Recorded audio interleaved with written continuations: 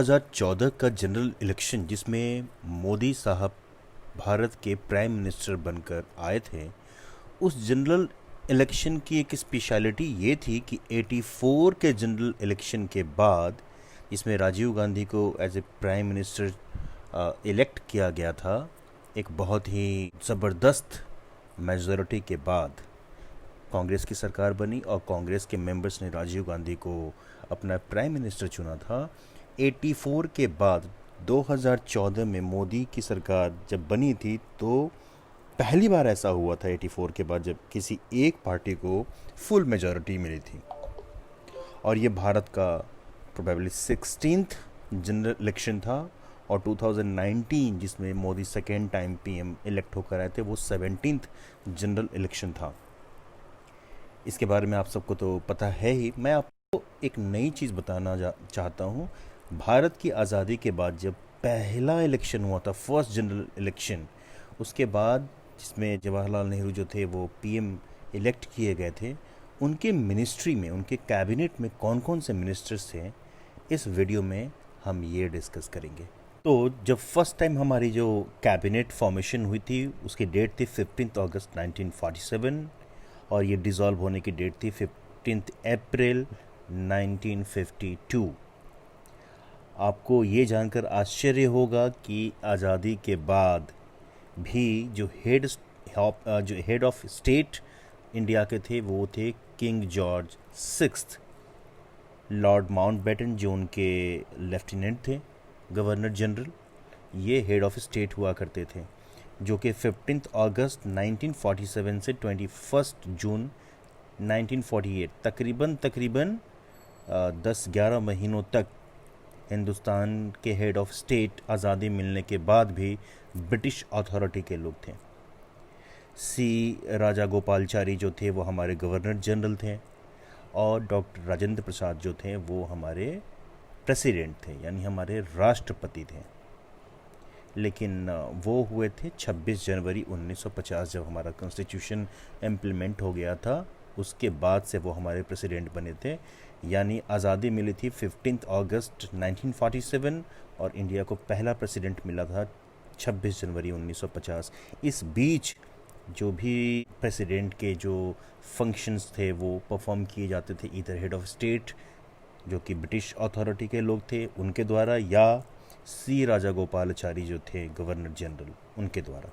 तो ये तो हो गया प्रेसिडेंट या गवर्नर जनरल की बात। अब मैं बात करता हूँ जो प्रॉपर हमारी जो कैबिनेट थी, फर्स्ट कैबिनेट, उसके बारे में।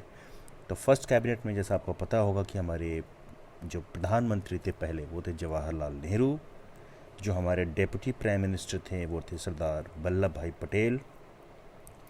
फिर सी राजा गोपालाचारी जो थे उनको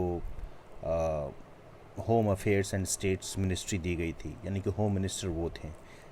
बाद में कैलाश नाथ काटोजी जी होम मिनिस्टर हो गए थे, लेकिन अगर फर्स्ट कैबिनेट की बात करें तो होम मिनिस्टर सी राजा गोपालाचारी थे। बहुत सारे लोग को लगता है कि होम मिनिस्ट्री होल सोली सरदार पटेल हैंडल करते थे। नहीं, Sardar Patel deputy prime minister थे, यानी कि सरदार पटेल और हमारे जवाहरलाल नेहरू जो थे वो मोर और लेस पीएम के ही काम को देखते थे।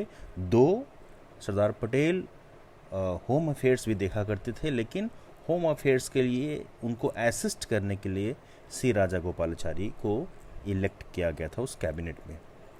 उसके बाद ministry of information and broadcasting जो थे वो सरदार पटेल के पास ही वो भी था, लेकिन उनको असिस्ट करने के लिए आर दिवाकर साहब थे, वो इस मिनिस्ट्री को देखते थे। मिनिस्ट्री ऑफ फाइनेंस जो था वो था आर के शानमुखम चेट्टी, जॉन मथाई, सी.डी. देशमुख, ये तीनों मिलकर मिनिस्ट्री ऑफ फाइनेंस देखते थे। मिनिस्ट्री ऑफ लॉ बाबा साहब भीमराव अम्बेडकर, वो लॉ मिनिस्टर थे। डिफेंस मिनिस्टर बलदेव सिंह जी थे। रेलवे एंड ट्रांसपोर्ट मिनिस्टर दो लोग मिलकर देखते थे, जिसमें पहला नाम है जॉन मथाई और एन गोपालस्वामी अयंगर।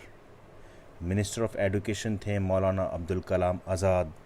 एक बहुत ही पैट्रियोटिक इंडियन थे। उनके पास एक चॉइस थी कि वो इंडिया या पाकिस्तान में से कहीं भी जा सकते हैं, लेकिन उन्होंने कहा था कि भारत ही मेरी जननी, मेरी मातृभूमि है और मैं यहीं मरना चाहता हूँ, तो वो इंडिया में ही सेटल होने का उन्होंने फैसला किया था। फिर फूड और एग्रीकल्चर मिनिस्टर राजेंद्र प्रसाद थे।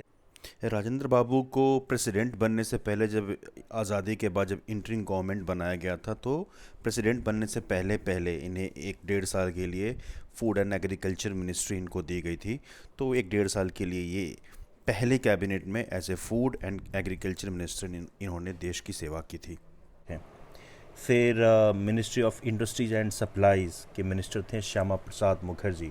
श्यामा प्रसाद मुखर्जी वही हैं जो पहले कांग्रेसी थे, लेकिन जवाहरलाल नेहरू और लियाकत अली के बीच, लियाकत अली पाकिस्तान के फर्स्ट प्राइम मिनिस्टर थे, यानी इंडिया के first prime minister Pandit Nehru और पाकिस्तान के first prime minister Liaquat Ali के बीच एक पैक्ट हुआ था, जिसको नेहरू लियाकत पैक्ट बोलते हैं। उसमें ये था कि देश आज़ाद होने के बाद जिन लोगों की प्रॉपर्टीज़ को हड़प लिया गया है या जिनके धन को परिवर्तन करा दिया गया है फोर्सफुली, तो उनकी प्रॉपर्टी को वापस करना है और उनको बेचना है, बेच के पैसे लेके। सपोज़ कोई इंडिया का कोई मुसलमान था जो इंडिया पाकिस्तान के बंटने के बाद वो पाकिस्तान चला गया, लेकिन उसकी ज़मीनें इंडिया में रह गई, तो ये छूट दी गई कि वो फिर से इंडिया में आएगा, अपनी ज़मीनें बेचेगा, पैसे लेके वो वापस पाकिस्तान चला जाएगा, एंड वाइस वर्सा। अगर कोई पाकिस्तानी हिंदू था या शहरी था, वो भाग के विभाजन के टाइम पे इंडिया में आ गया, लेकिन उसकी प्रॉपर्टी पाकिस्तान में रह गई, तो वो वापस पाकिस्तान में जाएगा,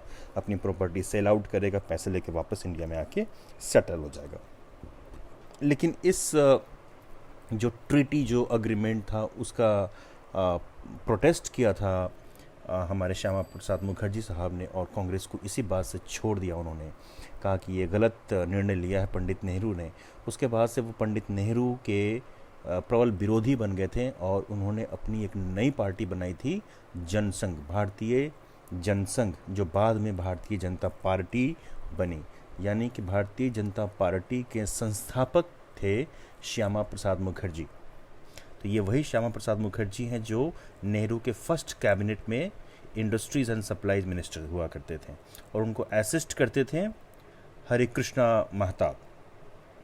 मिनिस्ट्री ऑफ लेबर थे जगजीवन राम जी, जो कि उस कैबिनेट के सबसे यंग मिनिस्टर हुआ करते थे। Ministry of commerce Cooverji Hormusji Bhabha के पास में था। Minister of communication Rafi Ahmed Kidwai के पास में था। Ministry of health Amrit Kaur. आपको बता दूं, अमृत कौर हमारे पहले कैबिनेट की एकमात्र फीमेल मिनिस्टर थी। Ministry of works, mines and power Narhar Vishnu Gadgil. Ministry of relief and rehabilitation CK Neogy. तो ये थी इंडिपेंडेंट इंडिया के पूरे कैबिनेट मिनिस्ट्री की डिटेल। आशा करता हूँ आपको पसंद आया होगा। अगर आपको ये वीडियो पसंद आई है तो लाइक शेयर कमेंट ज़रूर दीजिएगा। Thank you.